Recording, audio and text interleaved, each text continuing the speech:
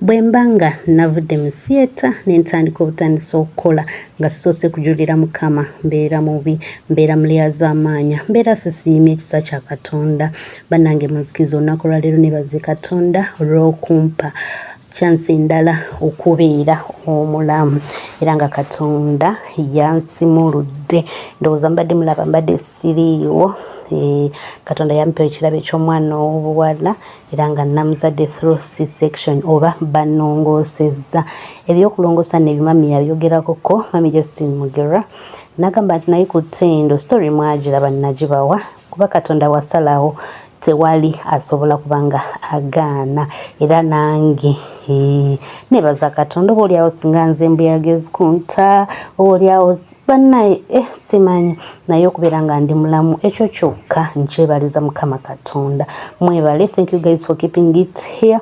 Mwebale okubeera mwebale okwagala video zaffe era mugenda kuba muwulira voices ez'enjawulo kweno channel cause my producer is also going to voice banji my editor bagenda kuba buli omu nga avoicinga but for now nzize mbere nga njulira mukama kubanga kyeyankoledde kya ttendo era nekambaweeko ne story eno eya Pastor Jeje beyaze okubanga anyumya ngagamba nti wali omwami eyajja mu church n'alokoka omwami ono yalabika bulungi nnyo basingo baagwirana naye nga buli omu asabira ye nga buli omu asabirira kufuna mwami but in fact nga basabirira kufuna oyo naye mwe Katonda alina omulimu kubanga imagine like abantu more than 100 people praying for one person naye nga kumbe gai yali mu birebye ebisembayo yali mu bulamu bwe obusemba ku nsi nga Katonda agenda kumujulula naye njagala olabe gai ono kye yakola abawala abo njagala owulirize bulungi nnyo era munzikirize mbere nga nkoma wano wabula neetaaga essala zammwe buli mwansabire mbere nga ntereera bulungi nzijjadda nte nziremu okuweereza Katonda kuba munange ekyo kye nasigalira abankomera omulungi atakumira mpeera. Manyi nasumba ekkanisa myaka 8. I pastored the church for 8 years. Nga nze musumba w'ekkanisa eyo. I was the pastor of the church. Ne wajjayo guy. And then a guy came. Yali avudde mu nsi. He had come out of the world and he came. N'alokoka. He got born again. Yajja ne sente. He came with money. N'asooka akyusa entebe z'abasumba. He first changed the pastor's seat. Ekkanisa n'agyongerako. And added something in the church and worked on the toilet. Everything. Enkulabira abawala. Then I saw ladies. Hallelujah, Jesus. Hallelujah, yes.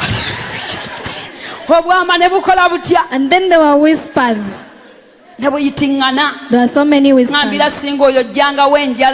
Tell the neighbor, take away your hunger. Jesus has so many people that belong to him. But my dear, God had saved this man. He was remaining with just a little time to die. You know those people who surrender when they're about to die, there are things that they do in God.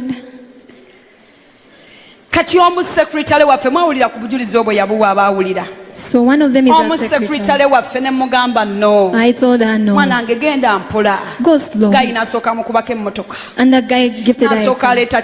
And he brought chips. And brought chicken. A good phone. And the secretary would just swipe.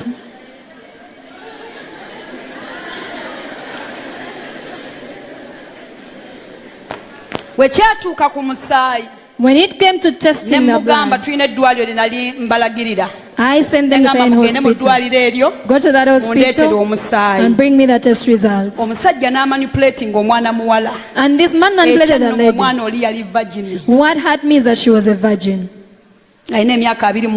She was 27 years of age. And I told them,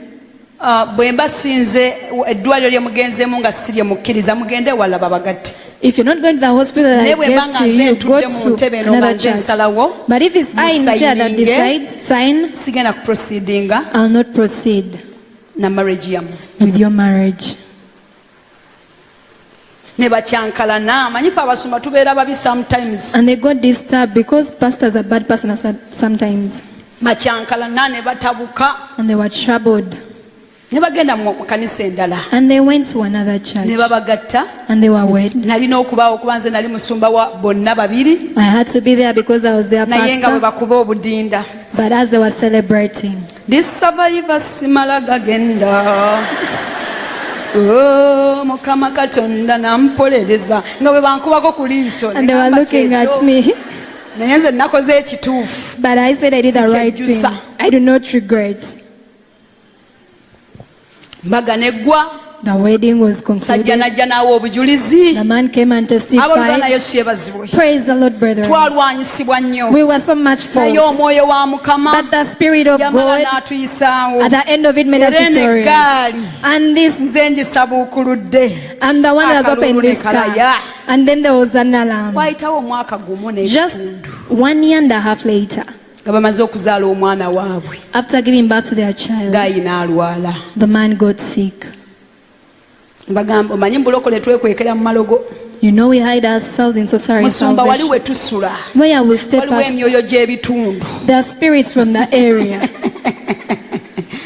naye mbagamba eddogo nja ddikuba And I told them I was trying for the Netusaba. sorcery, and we prayed. naye kigenda okwabika But at the end of nga it, gaali ali mulago this guy was in gaalo Mulago, tamanyi and the lady didn't know aids bw'afaanana what AIDS looks ankubira like. essimu aŋŋamba musumba She makes a call and tells omwami me, baŋŋambye pastor. asigaza CD4 And they told me that the husband has CD44.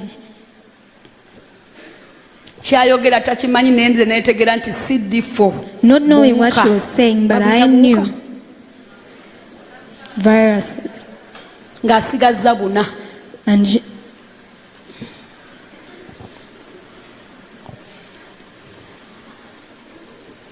tekyalwawo it didn't take long. ngenda okutuuka yali yamuzimbira ennyumba n'emmotoka yamuwa He had constructed a house for her and given her a car. bagenda okunkubira essimu Then they called me. ng'agudde wansi He was bedridden n'afa and died. muwala n'amutetenkanya And the lady devised all sitaani mu means. byakuwa ekyamagero ne kikuyita mu nnyindo The enemy's body gives you a miracle and goes through your nose. naye bwe namutuukako yansanyusa But when I reached her, yagamba she was musumba byonna married. wabiŋŋamba And she said, Pastor, you told me all things. onsonyiwe Please forgive me. tugenda ne tuziika We went for burial. abantu ne bagamba And abalokole people said, born baali again. bamanyi omusajja ono abadde n'abakyala bangi yalwala dda naye abalokole ne They bayogera knew this man was sick. He had been with so many women and he was already sick, but they spoke tugenda so many okuvawo nga things. bakaleeta abaana 10 n'abalala tulinda babaleete And by the time we left, they had brought 10 children and others are yet to be ng'ennyumba brought. gye baamuzimbira tasobola kusigalamu She could not remain in the house that was built okumaliriza for olumbe her. nga n'emmotoka bagibanjako ssente By the end of the funeral, nga they neyeegenze needed some money with the car, and the car was taken. munyenyeeko gyo muŋŋambe obuuzaako ku mukama Tell your neighbor that you should ask the Lord. ngambe weesiigeko ku baweereza ba mukama Trust the ministers of the Lord a little. osobola okufuna ekyamagero You can get a tekiyita miracle mu nnyindo and it goes out through your nose.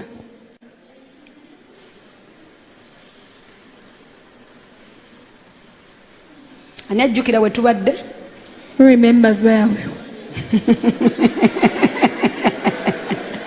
lunaku lumu nali ngenda kufumbirwa One day when I was going to get nendoota married, ekirooto I had a dream. nga banzigyamu obugoye bw'abawala They were taking off these nga girls' banyambaza garments gomesi and I was wearing a gomesi. ebiseera ebyo nali nsala kakaati I used to have a naye cut mu on my kirooto hair, nalaba nina enviiri zikoma eno but I saw myself with long hair in the ne dream. mmanya nti kati katonda anfudde Then omukyala I knew the Lord had turned me into a wife. abalala nga bandaba ng'omuto While others were seeing eggulu me nga young, lindaba nfuuse the omukyala heavens recognized me as a wife. yes alo abakyala gye muli Are the women, the wives are there? you sure Mukakasa. abaami gye muli Are the husbands there? kati okuva ku makya So from morning, katonda abadde akuteekateeka God has been preparing you. gamba mukama nkwebaza Say, Lord, I thank you olw'okunteekateeka for obulungi preparing me era well. onaagenda okufuluma ekifo kino And by the time you move out nga of this you are a place, man ng'oli nga mwami, you are a wife ng'oli mukyala. banaagenda okugwako. By the time they find you, omukisa bwe gujja eri omuntu ali prepared, when an opportunity comes to someone that is prepared, mwana wa to break through, there is a breakthrough. Once a blessing cometh to a prepared person, omukisa bwe gujja eri omuntu eyeeteeseteese, expect a breakthrough. suubira okubotola. Kati tuli mu kyawandiikibwa kyaffe, so we are in our scripture, ekiri mu Isaaya 6:2. that is in Isaiah 60. Omutwe gwaffe gugamba it is.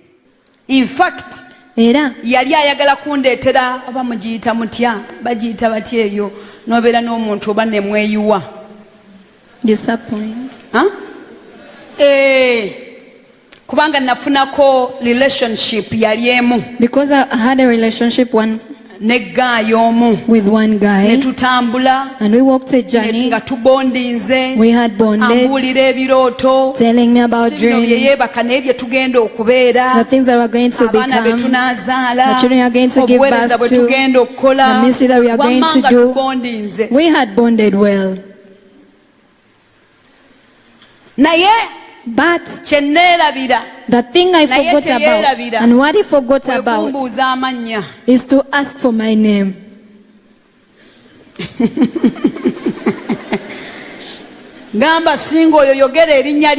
Single, speak, say your right name.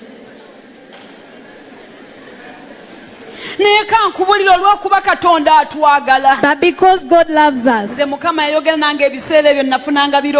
God spoke to me. I used to get dreams in that time, and then I had a dream when I had taken this man to our home, and it was a day of the introduction, and my people stopped him. And I wondered, what's wrong? What is going to happen to me?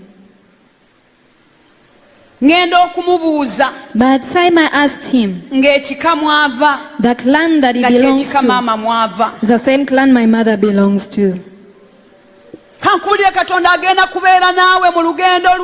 me tell you, God is going to be with you in this journey. He will not permit you to fall under ditch. He will speak. Say, Lord, speak to me, that the enemy will find no room where he stands at to fail me in this journey. And I asked the Lord, where have you brought this? When I got to know his name, I went to my father. And I said, Father, my mother died a long time ago. If I bring to you a man that has that same totem as her, what happens? You foolish girl. That is what he said. You foolish girl. Do not become foolish in salvation.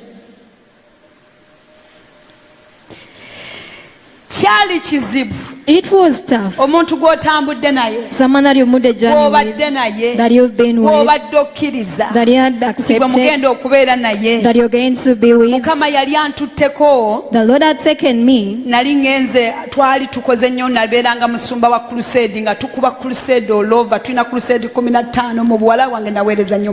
I served the Lord so much while I was a girl. We had so many crusades. So the whites took me out to Ginger to have a rest for a full week. When I came back, I told him the prayer. By the time I returned, telling him I was going on. The guy did not wait for me to say so much. He's the only man that has ever slapped me in my life. I do 7 men, no one slapped me, but this one slapped me.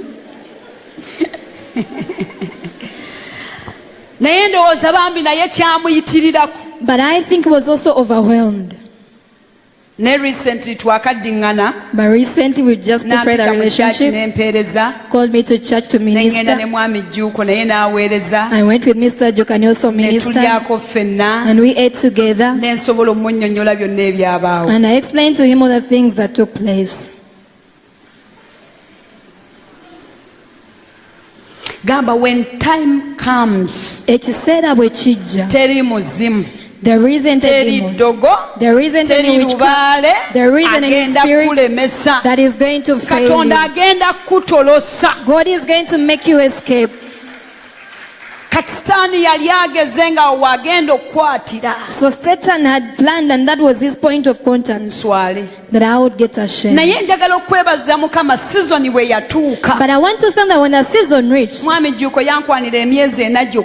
Mr. Joko betrothed me for only 4 months. Age. Tell your neighbor, God has a second Adam. God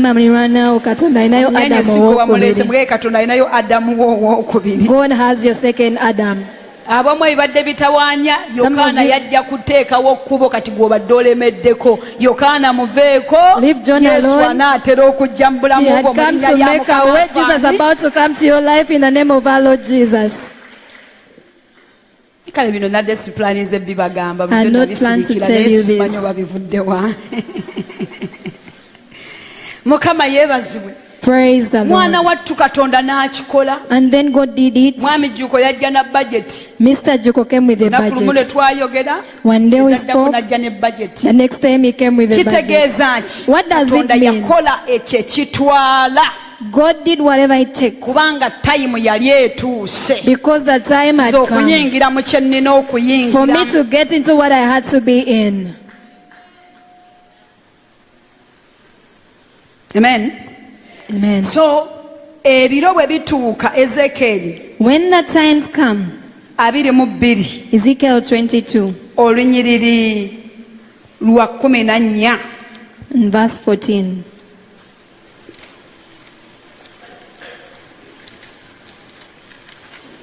Agamba atya. Ezekiel 22:14. Omutima gwo guliyinza okugumiikiriza, oba emikono gyo giyinza okuba n'amaanyi mu nnaku mwe nditeeseza ebibyo. Gamba Mukama agenda kuteesa ebyange. Say the Lord is going to plan out my sins. Omutima gwo gusobola okugumiikiriza. But can your heart be patient? Omutima gwo gusobola okulindirira. Can your heart wait? Mpaka Katonda w'anaateeseza ekikyo. Until the Lord brings what is yours to pass. Manyi w'onaaviira mu kifo kino. I know by the time you leave this place. Answer egamba yes. When the answer is saying yes, kisoboka. It is possible. Kubanga si buli musajja yenna gw'olaba nti asibye empale nti musajjawo. Because not every man you see putting on a trouser is your husband. Si buli mukazi yenna gw'olaba nti asibye sikaati nti mukazi wo. Not every woman that puts on a skirt is your wife. Abamu Katonda ali mu kuteekateeka. Some of you the Lord is preparing. And he's saying, let me prepare. Agende okutuuka nga si knife but is a wife. By the time they come, they are not a knife but a wife.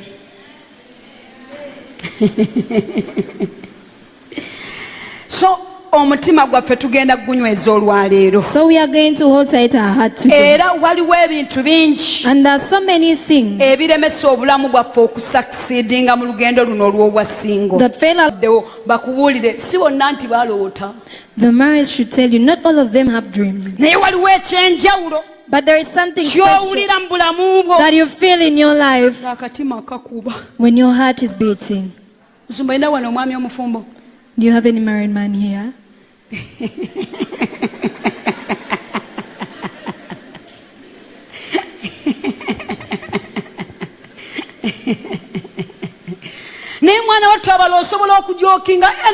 You can joke with others anyhow. Rest. Gwe sebitatuuta.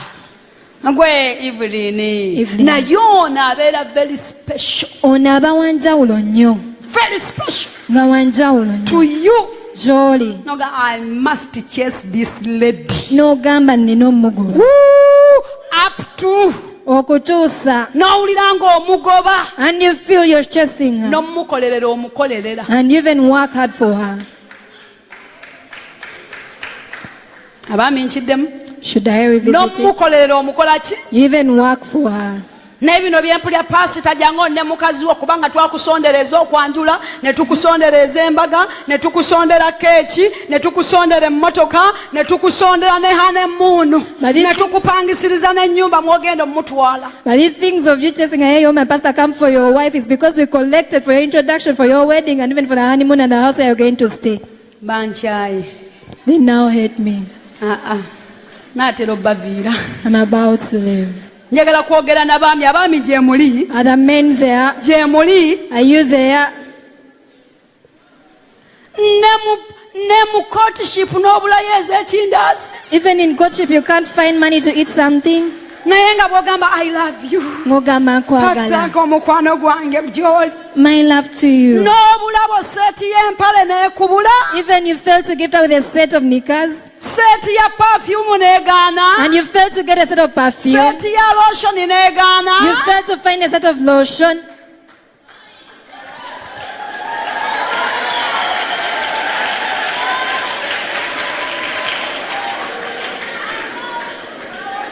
Okwagala kugenda n'okuwaayo. Katonda bwe yayagala ensi eno. When God so loved the world, He also gave His only beloved Son.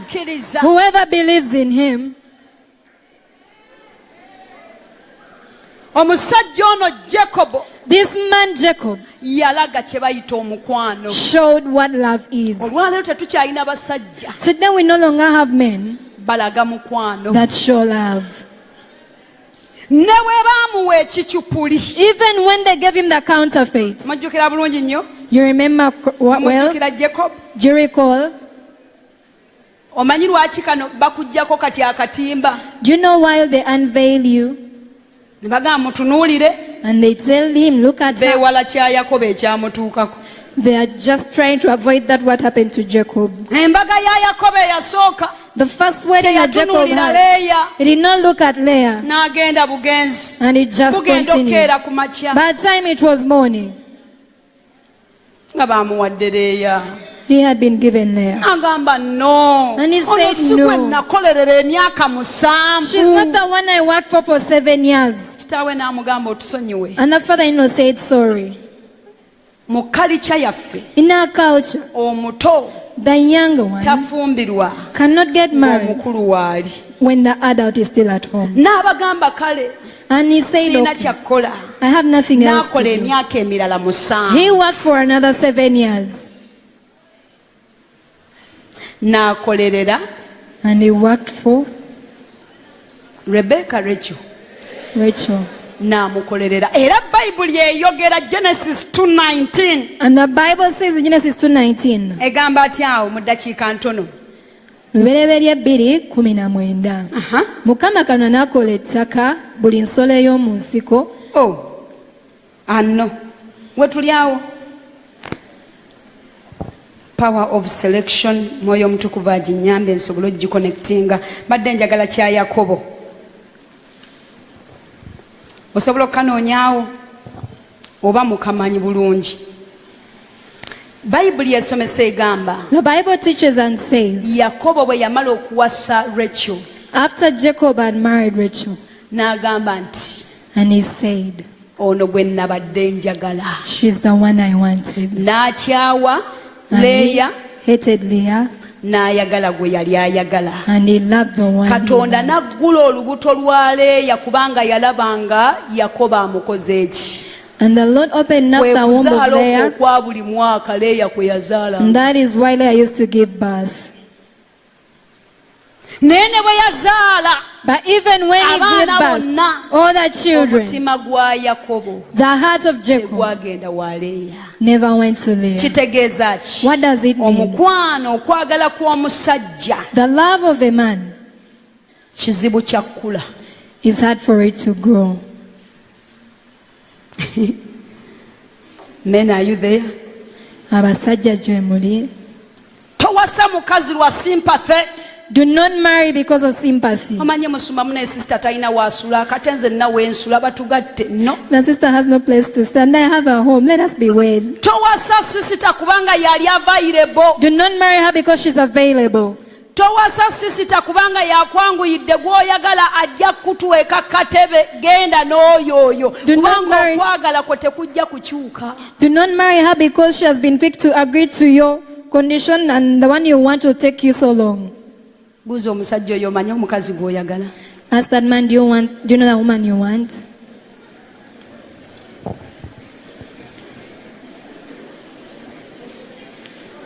Kati mugambe gw'oyagala bamuteekamu. And tell him they invest in the one that you love. They work for them. They care for them. Do not propose to her in church. When I've seen you, I want you to be the mother of my children. Invest, add in something more. Hallelujah. Amen. If I don't produce in 5 years, what will I become?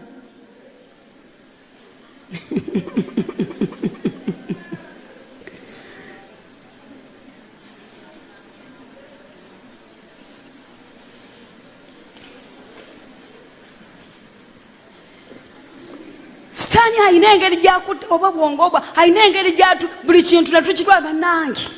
There is a way the devil captures our minds. Yakobo n'akolerera. And Jacob worked hard. N'akolerera omukyala. Worked hard for the wife.